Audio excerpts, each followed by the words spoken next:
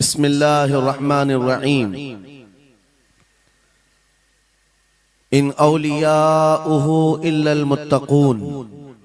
सदक़ल्लाहु मौलाना अज़ीम। बारगाह रिसालत मुआब सल्लल्लाहु तआला अलैहि वसल्लम में एक बार दुरूद पाक का हदिया पेश करें। अल्लाहुम्मा सल्लि अला सय्यिदिना व मौलाना मुहम्मदिन मअदनिल जूदि वल करम व आलिहि व अस्हाबिहिल किराम व इब्निहिल करीम व बारिक व सल्लिम सलातन दाइमतन सरमदन अबदा। बरकत के लिए मैं अर्ज करता हूँ गौसे आजम बमने बेसरो सामा मददे क़िबले दी मददे काबे ईमा मददे। वाह क्या मर्तबा ए गौस है बाला तेरा, ऊंचे ऊंचों के सरों से है कदम आला तेरा। सर भला क्या कोई जाने के है कैसा तेरा, औलिया मलते हैं आंखें वो है तलवा तेरा। क्या दबे जिस पे हिमायत का हो पंजा तेरा, शेर को खतरे में लाता नहीं कुत्ता तेरा। अजीजा ने गिरामी वक़ार, आज की ये मजलिस पाक सुल्तानुल औलिया कंदीले समदानी महबूब रब्बानी सैयदना शेख अब्दुल कादिर जीलानी क़द्दसल्लाहु सिर्रहु शरीफ की बारगाह में खिराज अकीदत के लिए मुनाक़िद की गई है। और आज से ठीक एक साल पहले मुंब्रा की सरजमीन पर मैं आपके सामने हाजिर रहा और जलसा भी था गौसे पाक का ही। फिर साल भर के बाद बराबर यही अय्याम थे। जमीन थोड़ी बदली हुई लगती है, लेकिन मिंबर पर मौजूद उलमा भी वही तकरीबन मुझे नजर आते हैं और सामने के चेहरे भी पहचाने नजर आते हैं और जलसा भी वही है। ये बात मैं इसलिए जिक्र कर रहा हूं तवज्जो के साथ। साल भर गुजर गया मुंब्रा में, मैं खिताब करके आपके पास से रुखसत हुआ, उस बीच मेरा आना जाना हो न सका। लेकिन इस एक साल भर की मुद्दत में मुंब्रा वाले में से कोई एक बात भी बता दे, क्या कोई मेरे पिछले बयान से आज बयान करने के बीच का जो साल गुजरा है कोई फसाद हुआ है, या कोई कर्फ्यू लग गई है, या कोई फितना हो गया है, या लोगों में कोई भड़कने वाले मामलात हुए हैं, किसी के पास कोई रिपोर्ट आई है? और अगर नहीं है तो मैं ये बात खास तौर पर डिपार्टमेंट वालों से कह रहा हूं, जिनको हमारा नाम ले लेकर के ही इतना डराया गया है कि जलसा होते ही उनके हाथ पैर अलग अंदाज में रखते हैं, कि उनको ऐसा लगता है कि ये मौलवी आएगा अभी भड़काएगा और मुंब्रा में पूरी आग लग जाएगी। मियां साल भर पहले की रिपोर्ट भी आपके पास है। साल भर पहले भी इसी जगह से खिताब हुआ और आज फिर खिताब करने आए। उनसे मैं कहता हूं कच्चे कान न रखें, अच्छी रिपोर्ट लिया करें, अच्छी रिपोर्ट लिया करें। हम गौसे आजम के दरबार के कुत्ते हैं। हम फितना व फसाद मचाने या आतंक और दहशत फैलाने नहीं आते। हमको जो बोलना होता है वो खुफिया सुरंगों में नहीं, खुले मैदान में बोलते हैं। हमारी कोई खुफिया मीटिंगें नहीं होती, ढकी छुपी प्लानिंग नहीं होती। गौसे पाक के दरबार के कुत्ते हैं, खुले आम बोल रहे हैं। इसलिए कि आला हज़रत अजीमुल बरकत इमाम अहले सुन्नत मुजद्दिद वक्त अपने वक्त के अबकरी आलिम दीन है, लेकिन उनका भी हाल ये था कि वो डंके की चोट पर बोलते थे और लिखते थे और फिर अपनी निस्बत पर ये फख्र भी करते थे कि मेरी किस्मत की कसम खाएं सगाने बगदाद, बगदाद के कुत्ते मेरी किस्मत की कसम खाएंगे। आला हज़रत फरमाते हैं मेरी किस्मत की कसम खाएं सगाने बगदाद, अरे हिंद में रह के भी देता रहूं पहरा तेरा। हम हिंदुस्तान में हैं, गौसे आजम के दरबार का पहरा दे रहे हैं। लेकिन साहब किसी को तकलीफ है तो मैं उनको एक बात बता दूं, थोड़ी बहुत आवाज हमारी ऊंची होती है इसलिए कि जिस दरबान के हम कुत्ते हैं उस तरफ अगर कोई उंगली उठाएगा भौंके के नहीं, फाड़ खाने की भी ताकत रखते हैं। मेरे अजीजों, कुत्ते का काम ही है वो दरबान के दरवाजे पर होता है और वो निगरानी के लिए है। हमारी जुबानें नबी करीम सल्लल्लाहु अलैहि वसल्लम की इज्जत के लिए रखी गई है। हमारी जुबानें, हमारी जिंदगियां अल्लाह के वलियों की हिमायत के लिए रखी गई है। और अगर उनकी हिमायत में ना बोले तो फिर क्या धोती कुर्ते वालों के लिए बोलेंगे? बात सिर्फ इतनी है कि स्टेज उधर भी लगते हैं, इधर भी लगते हैं। आप चापलूसी किसी और की करते हैं और हम तारीफ किसी और की करते हैं। आप माल के पीछे भागते हैं और फिर आप मौजूदा हुकूमत जो भी मौजूद है उसके सिक्कों पर और उनके ओहदे पर और उनके मनसब पर देख करके आप बात करते हैं। लेकिन अल्हम्दुलिल्लाह हम फकीरों की आदत ये है, हम बरसों पुराने आबा व अजदाद से गौसे आजम के ही दरबान, उनके ही गुलाम हैं। इसलिए कि हमने ये सुना भी है और पढ़ा भी है। हमारे यहाँ निस्बत पर फख्र किया जाता है। और कैसी निस्बत पर? अरे हमारे वक्त का मुजद्दिद जब इस बात पर फख्र करता है, या गौस तुझसे दर, दर से सग और सग से है मुझको निस्बत। ये भी नहीं कहा डायरेक्ट गौसे पाक आपसे डायरेक्ट मुझे निस्बत है, ये नहीं कहा, बल्कि या गौस आपसे आपके दरबार को निस्बत है, आपके दरवाजे से आपके कुत्ते को निस्बत है और आपके कुत्ते से मुझ अहमद रजा को निस्बत है। तुझसे दर, दर से सग और सग से है मुझको निस्बत। मेरी गर्दन में भी है दूर का डोरा तेरा, और इस निशानी के जो सग हैं नहीं मारे जाते।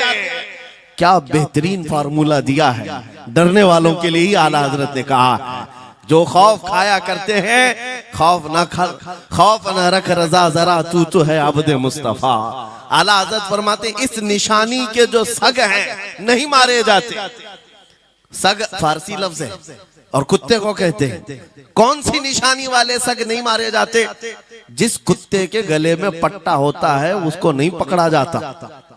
म्युनिसिपैलिटी की गाड़ी भी आती है कुत्तों वाली, वो इंजेक्शन मार के जाते हैं या कुत्तों को पकड़ के ले जाते हैं। बहुत कुत्ते अगर आवारा हो गए, कंप्लेंट करो, कुत्तों को उठा ले जाएंगे।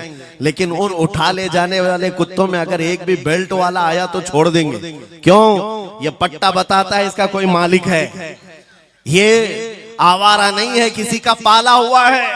पट्टा बताता है इसका कोई मालिक है। और आला हजरत फरमाते हैं हमारे गले में कादरी पट्टा पड़ा हुआ है और इस निशानी के जो सग हैं नहीं मारे जाते। हश्र तक मेरे गले में रहे कादरी पट्टा तेरा। गौसे पाक का ये निस्बत का पट्टा पड़ा हुआ है। ये अल्हम्दुलिल्लाह हमें बहुत सारी चीजों से महफूज रखता है। हमें जाहिर सी बात है आज इसी बात पर फख्र भी है। लोग मौलाना साहब कह रहे हैं हक बात कहना इस जमाने में नहीं, हर जमाने में दुश्वार रहा है, हर जमाने में दुश्वार रहा है।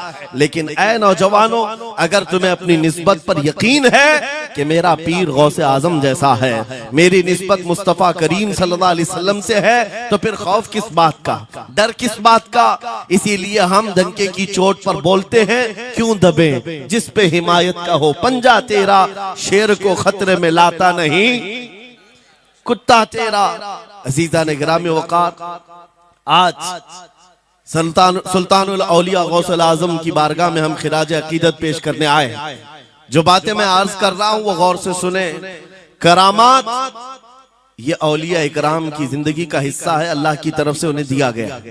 करामत क्या है? ऐसा मुहय्यरुल अक़ूल काम, अक्ल को हैरत में डाल देने वाला काम जो आम इंसान नहीं कर सकता, आम इंसान की अकल में ना आए। अल्लाह के वली से सादिर होने वाला ऐसा कोई काम, उसको करामत कहते हैं। लेकिन करामत औलिया इकराम की विलायत को साबित करने के लिए जरूरी नहीं। औलिया इकराम की विलायत को साबित करने के लिए करामत नहीं दिखाई जाती, शरीयत पर इस्तिकामत ये विलायत की अलामत है। अगर वो मजबूती के साथ हर जमाने में अपने दीन पर जमा हुआ है, वो अल्लाह का वली है, वो अल्लाह का वली है। आज भी हमारी कौम औलिया को ढूंढने पर लगी हुई है। सुनो, अल्लाह का वली ढूंढना चाहते हो तो ढूंढने के लिए निकलते हैं और पीछे पड़ जाते हैं, देखते हैं ये ठोकर मार करके सोने का सिक्का निकाल सकता है कि नहीं निकाल सकता है। औलिया को इन्हीं बातों पर आज भी लोग परखते हैं। सोचते हैं कि अभी बाबा आसमान पर उड़ेंगे तो मैं समझ लूंगा अल्लाह के वली हैं, पानी पे चल के दिखाएंगे तो मैं समझ लूंगा अल्लाह के वली हैं, मैं यहीं बैठा हूं अचानक मेरे पास पैसों का थैला खोल के दे दें अल्लाह के वली होंगे। यानी तुम एक जगह बैठे रहो, हलवा खिलाने वाले बाबा जिसको तुम समझोगे अल्लाह का वली है। मेरे अजीजों, ये जो चीजें तुम समझ बैठे हो अल्लाह के वली के लिए, ये जरूरी नहीं, बल्कि ये देखो कि वो नबी पाक की शरीयत पर कितना कायम है, मेरे नबी के रास्ते पर कितनी मजबूती से जमा हुआ है। मैं आपको पूछता हूँ, सैयदुल शुहदा इमाम अली मकाम इमाम हुसैन आजम से बढ़कर अल्लाह का वली कौन? अल्लाह का वली कौन है? सारे औलिया कराम की निस्बत वहां जाकर खत्म होती है। उस हुसैन आजम को देखे करबला के मैदान में अपने बच्चों की कुर्बानी के सामने भी जमे रहे, डटे रहे, करामत का इजहार नहीं किया, शरीयत पर इस्तिकामत लोगों को दिखाया। दुनिया में जैसी भी आफतें आ जाएं, मुसीबतें आ जाएं, अगर दीने मुस्तफा पर जमा हुआ है, इस्तिकामत के साथ खड़ा हुआ है, वो उसकी सबसे बड़ी विलायत है, वो सबसे बड़ा वली है। अल्लाह का वली वो है जो शरीयत पर जमा हुआ है, डटा हुआ है, कायम है। और करामात औलिया इकराम की जिंदगी का एक छोटा हिस्सा है, छोटा हिस्सा है, और इस्तिकामत ये बहुत बड़ा हिस्सा है। जमे रह जाना किसी बात पर, खौफ ना खाना बातिल ताकतों से, न डरना इन जालिमों से, ये औलिया इकराम की जिंदगी का खास वतीरा है। आज हम सबको जिस चीज की जरूरत है वो करामत की नहीं, इस्तिकामत। करामतें सुनते भी आया, अब करामत से आप ये समझते हैं कि काया पलट जानी चाहिए। लोग आज मजाक भी करते हैं, कुछ वो मॉडर्न ख्याल के डॉक्टरों और प्रोफेसरों के लेक्चर सुन करके पागल जो हो चुके सोशल मीडिया पर, वो भोंकते हैं करामात औलिया पर। क्या अब करामात क्यों नहीं दिखाते अल्लाह के औलिया? ये जो हालात बदले हुए हैं, इन हालात में इनकी करामतों से जमीन क्यों नहीं पलट जाती, जालिमों के मुंह में कीड़े क्यों नहीं पड़ जाते? मेरे अजीजों, पूरी दुनिया करामात से नहीं चलाई जाती, वल्लाह मुसब्बिबुल अस्बाब, अस्बाब पर रखा है। एक मशहूर जमाना बुजुर्ग हजरत मोहम्मद जाम रहमतुल्लाह अलैह बगदाद के, हलाकू के जमाने के थे, हलाकू बादशाह जिसने बस्तियों की बस्तियां वीरान कर डाली और इतने कत्ल कर दिया था, जहां से गुजरता था इंसानों की खोपड़ियां। उसका जब बगदाद पर हमला करने का इरादा हुआ तो बगदाद से कई मील दूर उसका लश्कर लेकर वो पड़ाव किया और अपने 2 सिपाहियों को बगदाद का मुआयना करने के लिए भेजा। और उसकी दहशत तारी थी सब शहरों में, हलाकू अगर आ गया तो हिलाक हो जाएंगे, इसके फौजी सबको बर्बाद कर डालेंगे। हलाकू का नाम सुनते ही लोगों में दहशत तारी होती थी। तो 2 सिपाही 2 फौजी हलाकू के बगदाद मुआयना करने के लिए आए तो लोगों में खलबली मच गई, अब जाएं तो कहां जाएं? तो हजरत मोहम्मद जाम रहमतुल्लाह अलैह एक बुजुर्ग थे, उनके पास लोग दौड़ते हुए आए और वो वजू फरमा रहे थे, उनके हाथ में पानी का कटोरा था और आकर के लोग रोने लगे, हुजूर हलाकू आ गया, बगदाद तबाह कर डालेगा, बगदाद को बर्बाद कर देगा, आप बचा ले, अल्लाह के वली हैं, आप दुआ करें। उन्होंने अपनी कटोरी पलट दी और कहा जाओ, अल्लाह हिफाजत करेगा। रिवायत में मिलता है कि वो 2 सिपाही ढूंढते ढूंढते रह गए, उनको बगदाद नजर ही नहीं आया। कोई बगदाद का न घर दिखा, न महल, न रास्ता, कुछ नहीं। वापस वो अपने बादशाह के पास जाकर कहते हैं, हम तो बहुत ढूंढ करके आए, बगदाद मिला ही नहीं। हलाकू ने उन दोनों सिपाहियों को कत्ल कर दिया। कहा कि तुम झूठ बोलते हो, मुझे बगदाद की रोशनी यहां से दिखती है और तुम्हें कैसे नजर नहीं आया? या तो तुम निकम्मे हो या तो फिर मेरे साथ धोखा कर रहे हो, कत्ल कर दिया। दूसरे दिन अपने खास 2 वजीरों को भेजा कि जाओ बगदाद का मुआयना करके आओ, गलियां, वहां की सड़कें और वहां के महल्लात, वहां की इमारतें देख आओ। ये 2 वजीर गए और ढूंढते रहे। जैसे ही वो बगदाद में इंटर हुए, आज फिर लोग हलाकू के इन वजीरों को देखकर दौड़े दौड़े भागते हुए इस अल्लाह के वली के पास आया हज़रत मोहम्मद जाम। आज फिर रोने लगे, कहा हमारी बीवियां बेवा हो जाएंगी, हमारे बच्चे यतीम हो जाएंगे, सब मारे जाएंगे, आप बचा लें। आज फिर से उन्होंने खटोरी पलट दी, कहा जाओ अल्लाह हिफाजत फरमाएगा। अल्लाह वालों का ये तसर्रुफ है, ये करामात है। वो चाहे तो पूरे लोगों को पोशीदा कर दे जालिमों की नजर से। दूसरे दिन वो वजीर भी ढूंढते रह गए, उनको भी बगदाद नजर नहीं आया। वापस गए, बादशाह के वो बड़े मोतमद लोग थे, कहा कि हम भी गए लेकिन हमको बगदाद नजर नहीं आया। हलाकू को बड़ा ताज्जुब हुआ, ऐसा कैसे हो सकता है, लोकेशन बिल्कुल सही है, हम सामने चंद मील के फासले पर है और इनको बगदाद नजर क्यों नहीं आता। तीसरे दिन उसने कहा कि अब किसी मुआयने की जरूरत नहीं, कोई जायजा लेने की जरूरत नहीं, हम डायरेक्ट जाते हैं, फौज को तैयार करो। पूरी फौज को लेकर के जब तैयार होकर वो बगदाद के सरहद पर आकर खड़ा हो गया, उसके जंग का बिगल बजा और तबाही के आवाजें आने लगी, तो आज लोग फिर दौड़ते हुए हजरत मोहम्मद जाम के पास आए और उनसे रो रो कर गिड़गिड़ाने लगे, कहा आज तो आफत आ गई, बड़ी बला आ गई, तवज्जो से सुनना मेरे अजीज, आज आप अगर ना बचाएं तो सब तबाह हो जाएंगे, बर्बाद हो जाएंगे। आज आप अपनी कटोरी उठा रहे थे, उन्हें गैब से निदा आई, ए मेरे महबूब बंदे, कब तक तुम अपनी कटोरी उठाकर इनको बचाते रहोगे। इनको मोहलत दी गई थी अपने अमाल दुरुस्त करने की, ना इन्होंने तौबा किया ना अपने अमाल दुरुस्त किए, इनको इनके हाल पर छोड़ दो। अल्लाह के वलियों को हुक्म होता है अल्लाह का, अब इन्हें न बचाया जाए तो जाहिर सी बात है वो हुक्म इलाही के पाबंद है। उन्होंने वो कटोरी छोड़ दी।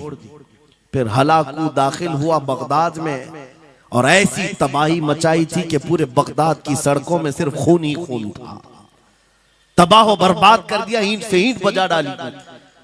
इस वाक़े को मैंने पढ़ा, उसके बाद ये महसूस हुआ अल्लाह के औलिया कराम मदद जरूर करते हैं, लेकिन एक वक्त तक, जब वो वक्त आ जाए अल्लाह की तरफ से मना हो जाए कि ये कौम बड़ी सरकश है, अब इनकी मदद ना की जाए, तो फिर ये हाथ उठा लिया करते हैं और इनको हालात पर छोड़ दिया जाता है।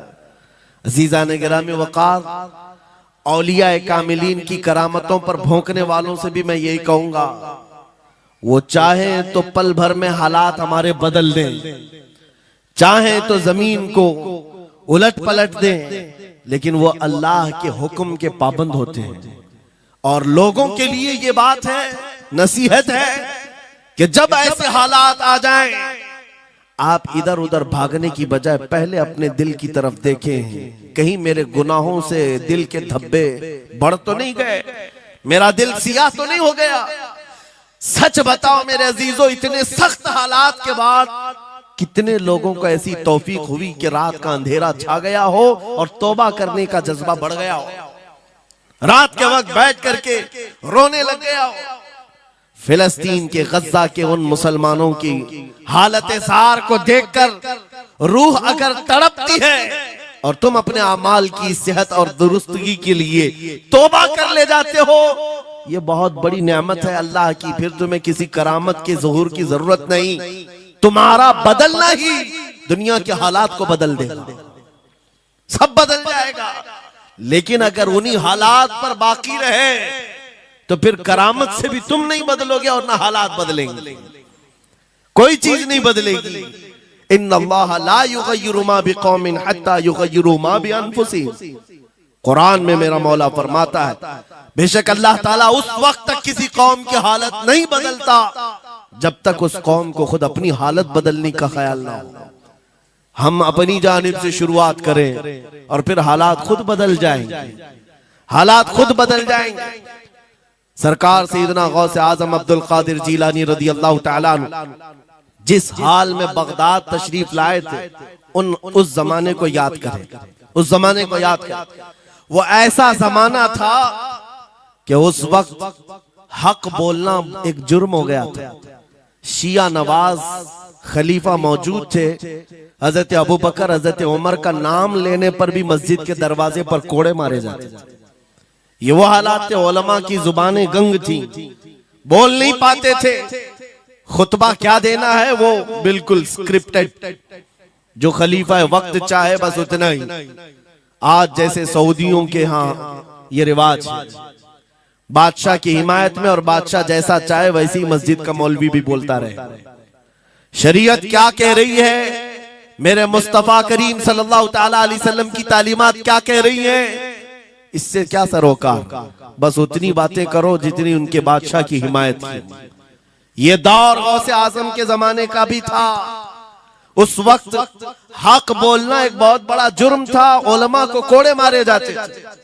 आपको पता है उसी बगदाद में सिर्फ एक हक बात का ऐलान करने की वजह से इमाम अहमद बिन हंबल को 300 कोड़े मारे गए थे। उनकी पीठ झुक गई थी, उनकी रीढ़ की हड्डी टेढ़ी हो गई थी। कोड़ा किसको कहते हैं, कोई रस्सी को नहीं, चमड़े का वो बेल्ट जिससे वो मारते थे तो जिस्म की चमड़ी लग करके आ जाती थी। 100 कोड़े में तो आदमी मर जाता था, कोई बच गया। 300 कोड़े खाए उस इमाम की बात कर रहा हूं जिसको मेरे नबी की 5 लाख हदीसें याद थी। वो इमाम अहमद बिन हंबल इतने बड़े इमामुल हदीस कोड़े खाते थे तो किस बात पर, सिर्फ हक बात का ऐलान बरसरे पैकार करते थे, सबके सामने करते थे। उन्होंने कोई बादशाह की रू रियायत नहीं की। उन्होंने ये नहीं देखा कि ये क्या चाहते हैं, बल्कि हमेशा ये देखा कि मेरे नबी की शरीयत क्या चाहती है। मेरे अजीजों, यही बड़ी करामत है।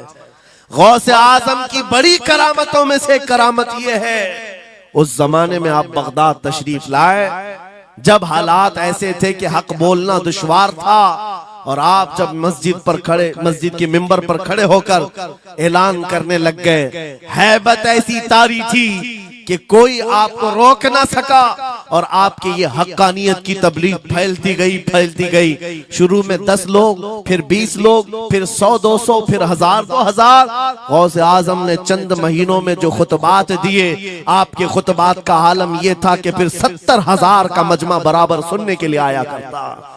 और गौसे आजम का ये खुतबा एक नहीं, हजारों खुतबात हैं। जब जब आप खुतबा देते थे, एक बात याद रखें, जुबान अगर पाक हो और अल्लाह की नबी पाक की शरीयत ताहिरा बोलती हो, उस जुबान में भला का असर होता है, अल्लाह करीम की तरफ से असर डाला जाता है। हक बात अगर बुलंद आवाज से कहो, ये मत देखो कि मैं कौन हूं, ये देखो कि कलाम किसका है। अल्लाह करीम लोगों के दिलों पर बात डालता है।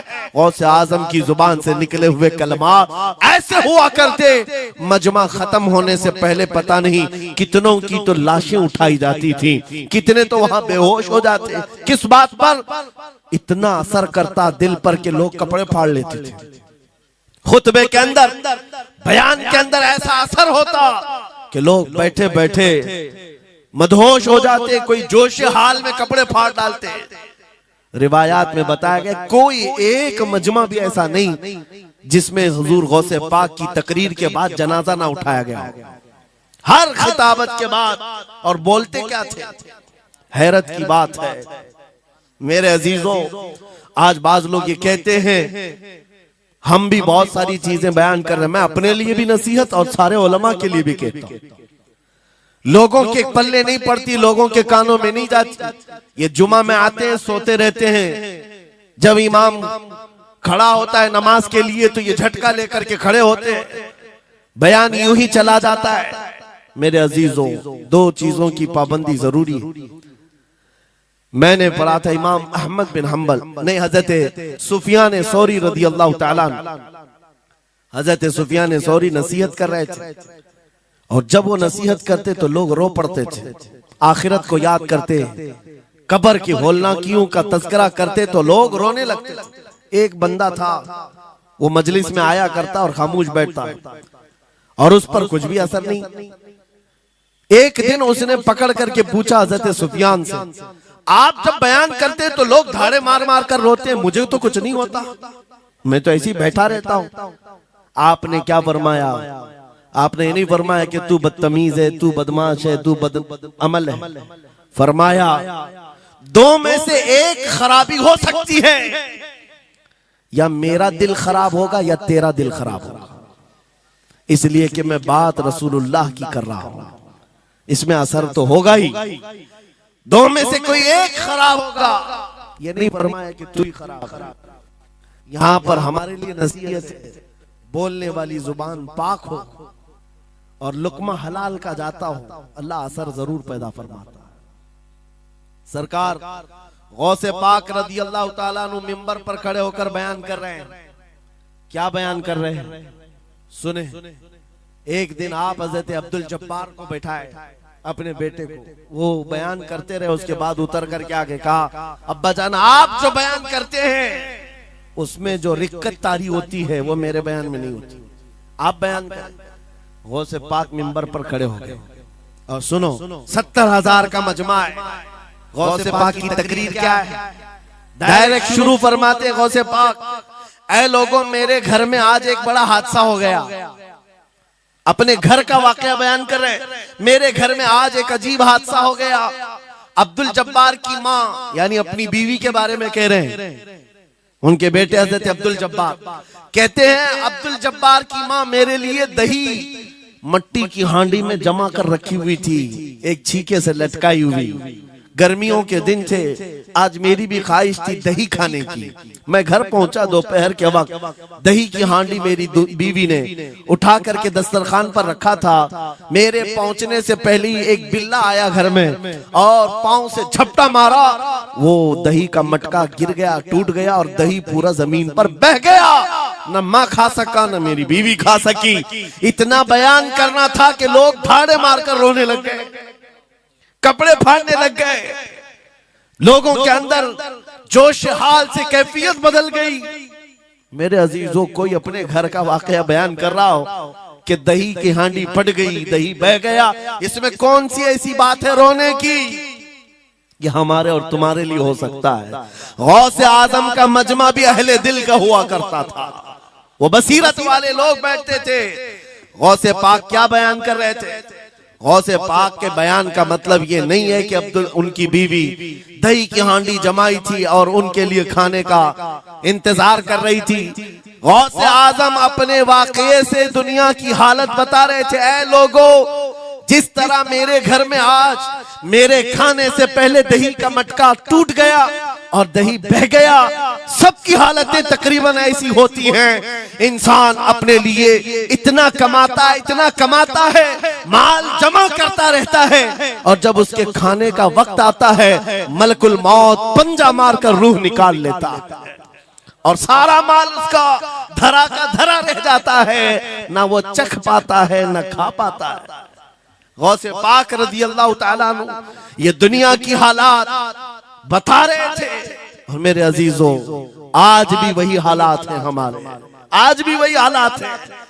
हमने कमाने के लिए अपनी सेहत गंवा दी, रात नहीं देखा, दिन नहीं देखा, दौड़ते रहे माल हासिल करने के लिए। इतना जमा कर लूं, इतना जमा कर लूं, इतना जमा कर लिया, जब तक तो सेहत बिगड़ गई, शुगर भी आ गई, बीपी भी आ गई और ऐसी बीमारियां लग गई कि अब इनको ठीक करने के लिए जितना जमा किया था खर्चा करते रहो।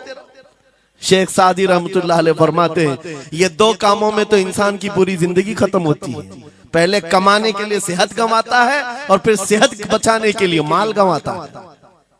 ये दो चीजों में गौसे पाक रज़ी अल्लाह ताला अन्हु की नसीहत यही थी कि इतना जमा कर ले जाते हो, इतना जमा करते हो कि फिर जब खाने का वक्त आता है तो मियाँ ऐसे हालात होते हैं कि नमक भी नहीं खा पाते, शक्कर भी नहीं खा पाते। दूसरी बातें तो छोड़ो, शुगर वाले शक्कर नहीं चख पाते, बीपी वाले नमक नहीं चख पाते। अरे ये बड़ी छोटी चीजें हैं और माल देखो तो करोड़ों का है, अरबों का है, अरबों का माल पड़ा हुआ है, नमक नहीं चख पाते, शक्कर नहीं खा पाते। किसके लिए जमा किया था? और थोड़ी और बड़ी बीमारी हो गई तो पानी भी नहीं पी पाते, डायलिसिस चल रहा है, किडनी खराब है। कितने ऐसे लोग मिलते हैं आज, कितने ऐसे हैं जिन्होंने साफ मुझसे कहा कि डॉक्टर ने पूरा गिन करके कहा है कि पूरे दिन भर में जो है एक ढक्कन से पानी पीना, बोतल का जो ढक्कन होता है उस ढक्कन से बस बूंद बूंद चखते रहना, पानी ही ना पियो, इसलिए कि किडनी काम नहीं करती।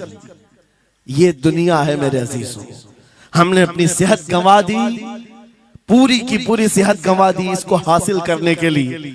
इसी को मेरे इमाम अहले सुन्नत फाजिल बरेलवी ने कहा था, शहद दिखाए जहर पिलाए, कातिल डायन शोहर कुछ, इस मुर्दार पे क्या ललचाए, दुनिया देखी भाली।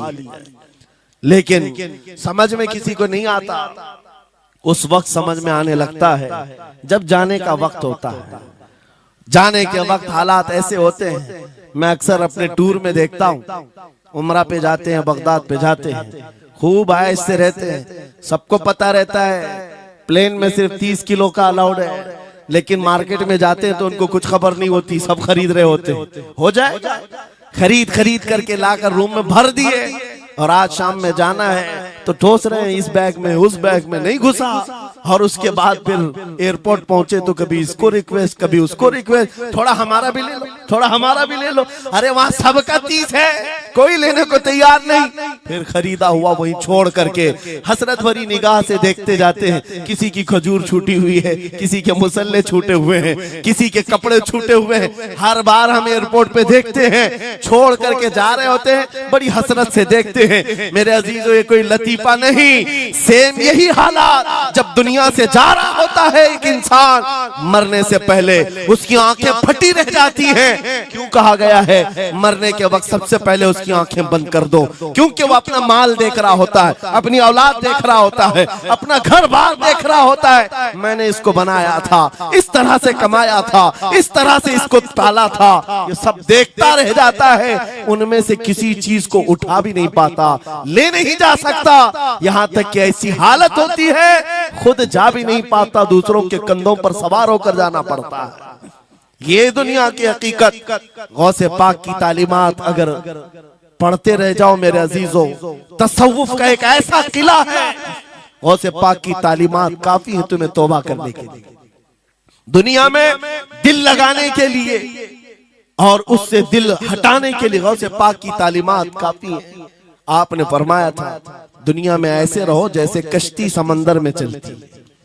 कश्ती समंदर में चलती है यानी पूरे भरे हुए मौजों के पानी पर कश्ती चल रही है, लेकिन उसका कुछ बिगड़ता नहीं है। हाँ, अगर पानी कश्ती के अंदर आ गया तो फिर कश्ती के लिए खतरा है, डूब जाएगी। तुम दुनिया में ऐसे ही रहो कि तुम्हारे अंदर दुनिया ना आए। तुम दुनिया में हो, तुम्हारे अंदर दुनिया ना आ जाए। अगर तुम्हारे अंदर दुनिया घुस गई तो डूब जाओगे, फिर यहां से निकल नहीं पाते। मौलाना रोम इसी की मिलती जुलती बात कहते हैं मसनवी शरीफ में। जलालुद्दीन रूमी फरमाते हैं, एक चूंटी को देखा, शहद का एक कतरा जमीन पर गिरा हुआ है। शहद का कतरा चिपकने वाला होता है, यानी उसके अंदर गम होता है। चूंटी करीब से आई, एक चुस्की ली, शहद को चखा और जाने लगी। फिर आई, पेट कहां भरता है चूंटी का मीठे से। अरे शहद तो पानी में भी रखो ऊपर से आके गिरती है, और शहद खाना है उसको। और दूसरी तरफ से आई, फिर गई, पेट नहीं भरा, चारों तरफ से उस कतरे को चाट चाट के गई। मौलाना रोम फरमाते हैं, फिर चूंटी के दिल में ख्याल आया, मैंने हर तरफ से तो शहद को चक्कर देखा, टेस्ट एक ही है, बीच कतरे में कैसा टेस्ट होगा? कतरे के बीचों बीच शायद अलग टेस्ट होता है। तो चूंटी ये सोच करके कतरे के ऊपर चढ़ गई, जो शहद का कतरा था उसके ऊपर चढ़ गई। कहा ऊपर चढ़ करके मैं चुस्की लूंगी इसकी और चखूंगी। और जब चढ़ गई तो उसके सारे पैर हाथ उस पे चिपक गए।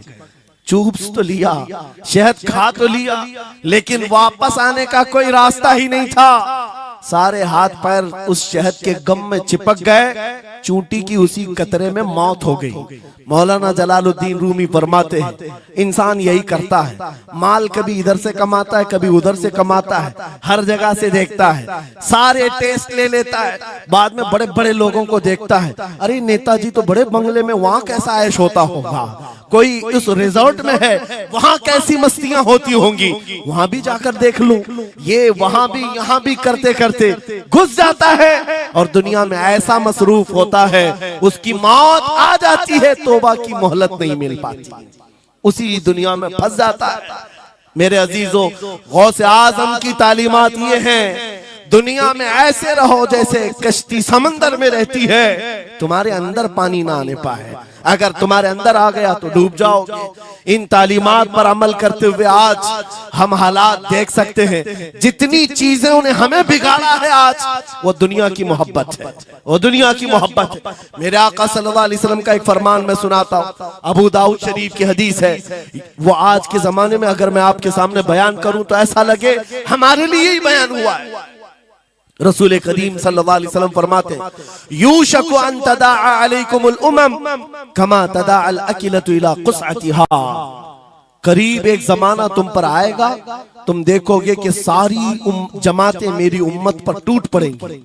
ऐसे टूट पड़ेंगी जैसे भूखा बर्तन पे झपटता है, भूखा आदमी जैसे बर्तन पे झपटता है, ऐसे मेरी उम्मत पर सारी कौमें झपट पड़ेंगी। आज वही तो हालात है, आज वही हालात है। सबका टारगेट हम ही है, सबका निशान हम है। सहाबा ने पूछा उस वक्त, यौमइदिन मिन नहनु मिन किल्लतिन या रसूल अल्लाह, ऐ अल्लाह के रसूल उस जमाने में हमारी तादाद कम होगी, ऐसा क्यों होगा कि सारे लोग हम पर झपट पड़ेंगे? नबी पाक फरमाते हैं, वलाकिन्नकुम कसीरून, नहीं तुम तो बहुत ज्यादा होंगे उस वक्त, गोसा अनका गोसा इस्साइल, लेकिन तुम्हारी हालत समंदर के झाग की तरह होगी।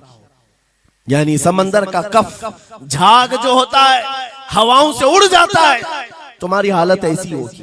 तादाद तो बहुत होगी, लेकिन छोटी छोटी चीजों से बिलबिला करके भागने वाले लोग, ये प्यूरिटी नहीं रह जाएगी।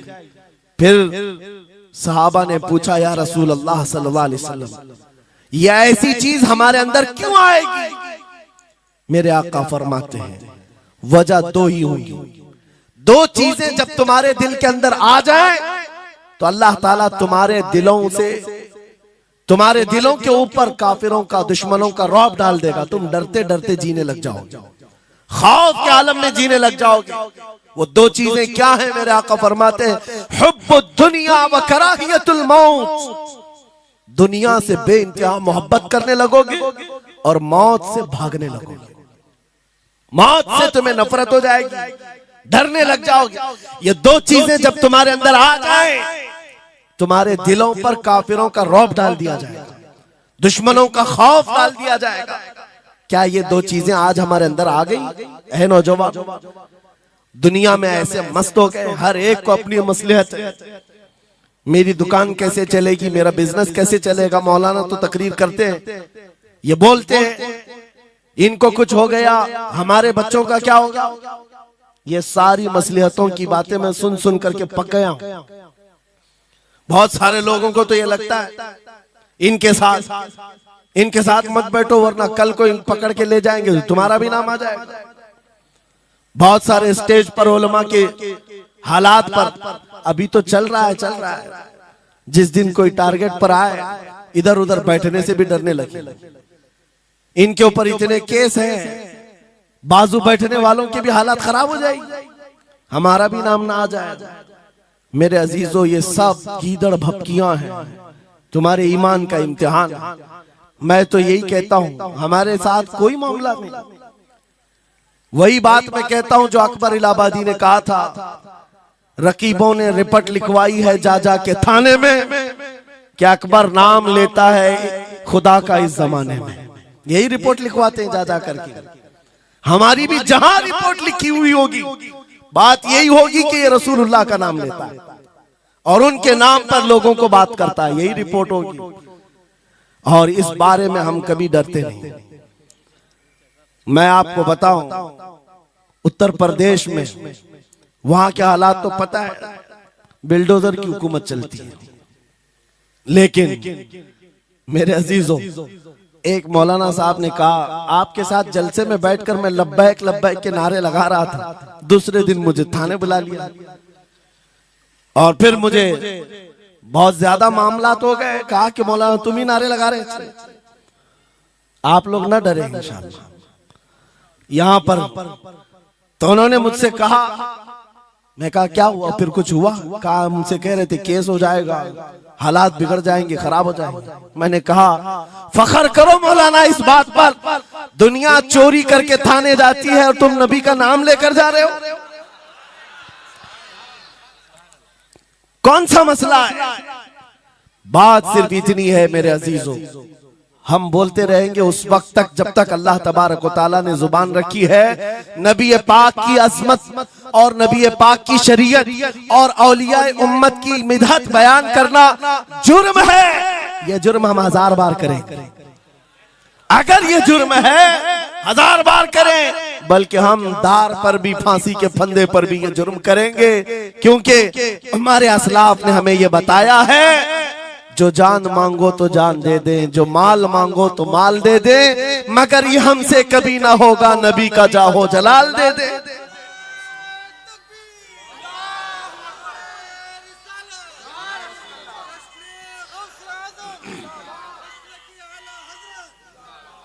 खामखा बेचारे हमारे रिश्तेदारों को डरा करके रखे लोग, पुलिस वाले हजरात को कुछ लोग रिपोर्ट लिखवा कर डरा करके रखे हुए।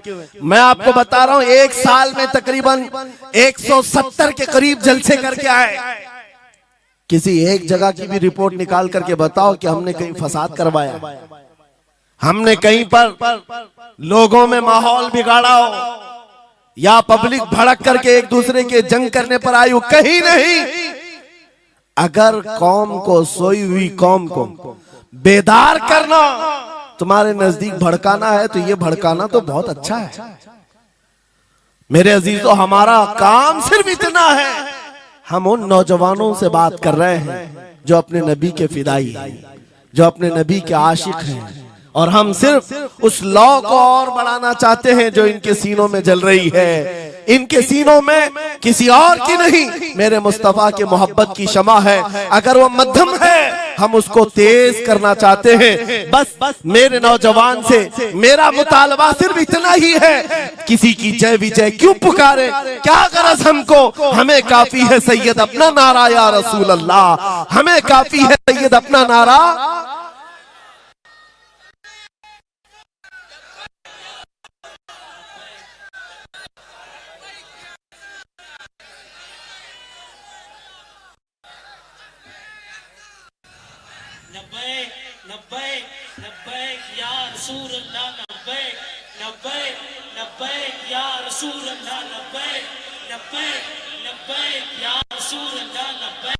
तवज्जो,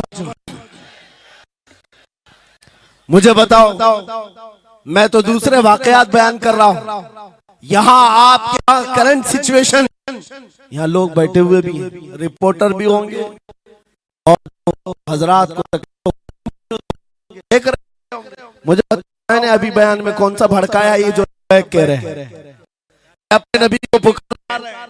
मेरे अजीजों, तुम्हारे इन नारों से असल बात ये है, दुनिया को ये लगने लगा है ये जिसके गुलाम है उसके पूरे होने लग गए, तो फिर अच्छे अच्छों की कुर्सियां हिलने लग सकती हैं। इसलिए कि इस कौम की तारीख सबको पता है, ये वो कौम है टल न सकते थे जंग में, अगर अड़ जाते थे पांव शेरों के भी मैदान से उखड़ जाते थे, हक से सरकश हुआ कोई तो बिगड़ जाते थे, अरे तेग क्या चीज, हम तोप से भी लड़ जाते थे। ये हमारी तारीख है, दुनिया को पता है, दश्त तो दश्त है, दरिया भी न छोड़े हमने, बहरे जुल्मात में दौड़ा दिए घोड़े हमने।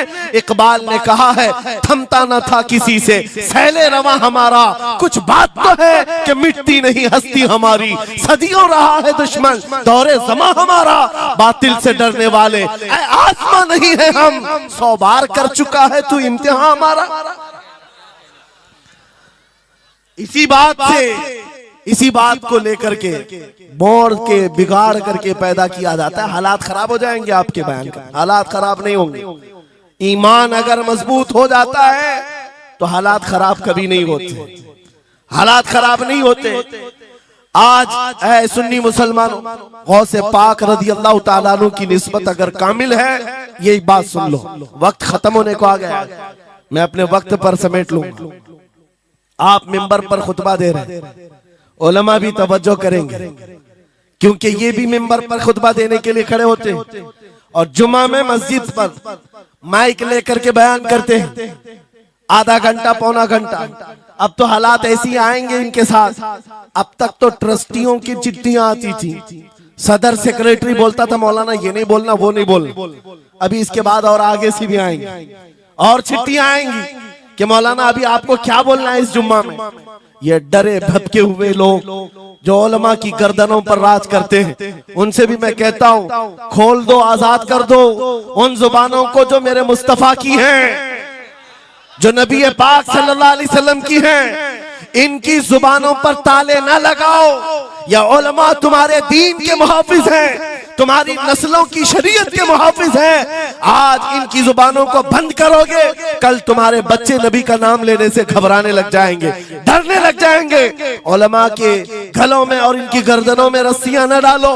ये तो उन जालिम ट्रस्टियों से कहता हूं, बाकी उलमा से कहता हूं, अगर हालात ऐसे आ गए ठोकर मार दो इनकी नौकरियों को। एक दरवाजा अगर ये बंद करते हैं, मेरा मौला 70 दरवाजे और खोलेगा।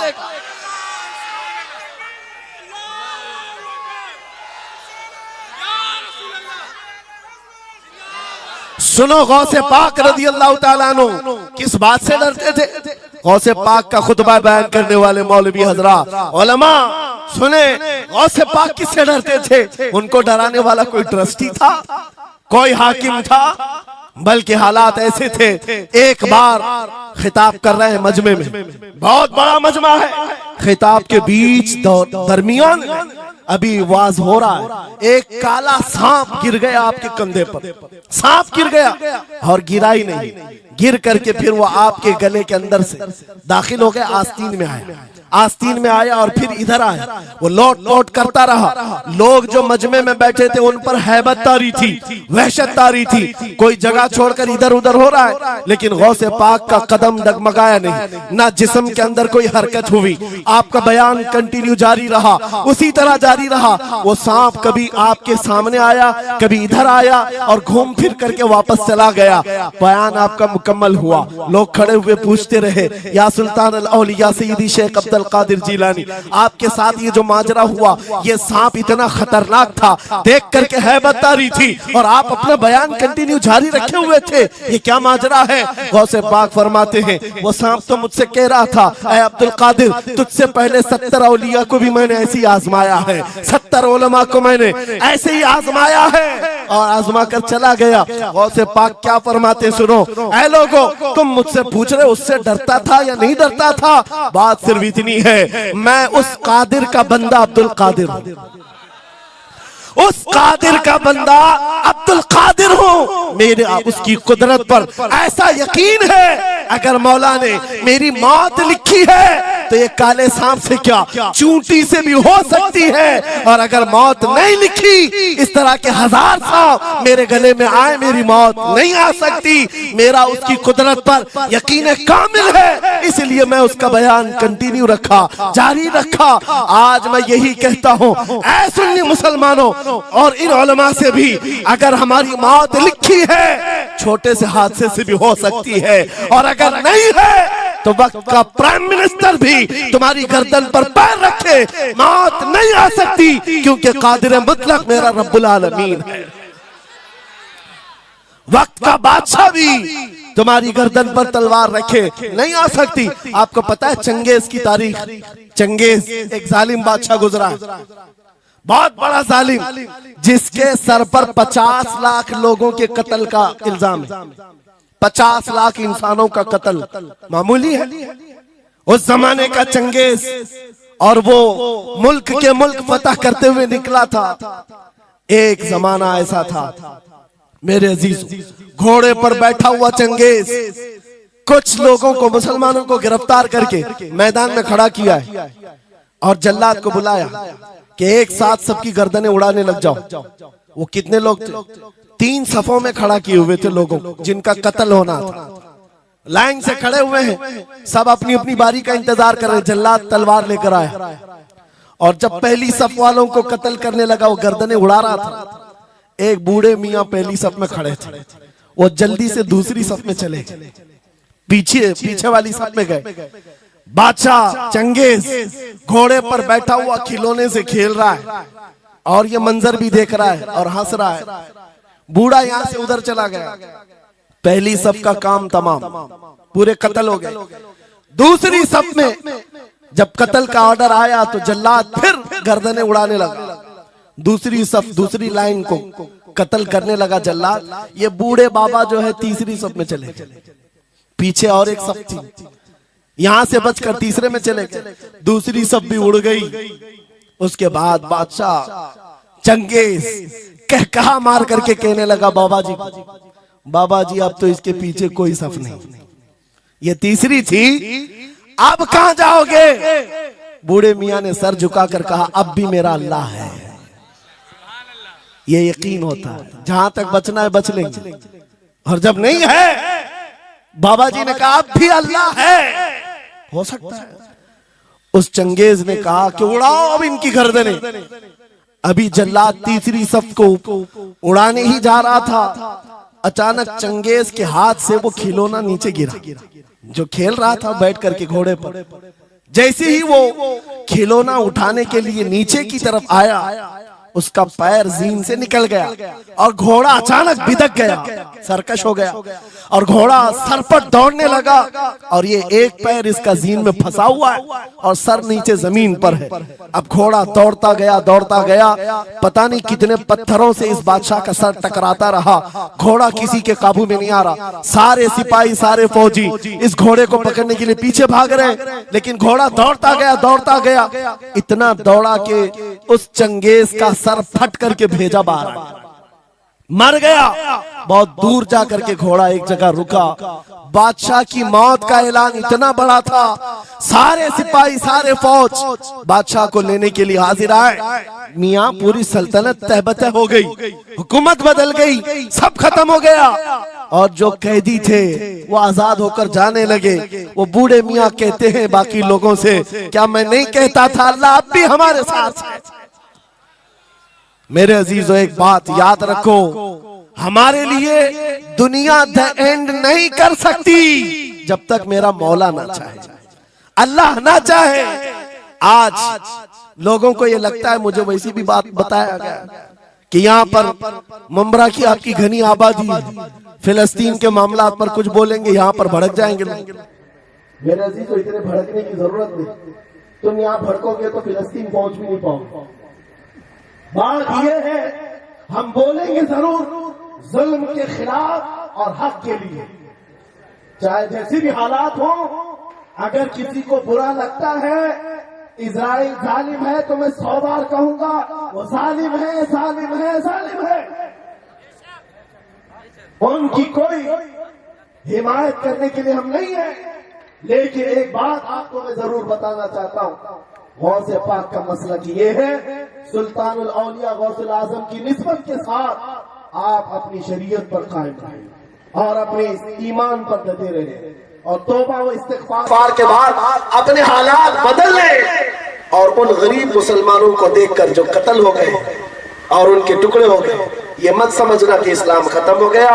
हर जमाने में ये चीजें आती रहेंगी, लेकिन आज मैं ये ऐलान करके गुफ्तगू खत्म करता हूँ। इन हालात को देखकर इस बात का फिर से हम नारा तजदीद करके जाते हैं, कत्ले हुसैन असल में मर्गे यजीद है, इस्लाम जिंदा होता है हर करबला के बाद। लब्बैक या रसूल अल्लाह, लब्बैक या रसूल अल्लाह, लब्बैक या रसूल अल्लाह।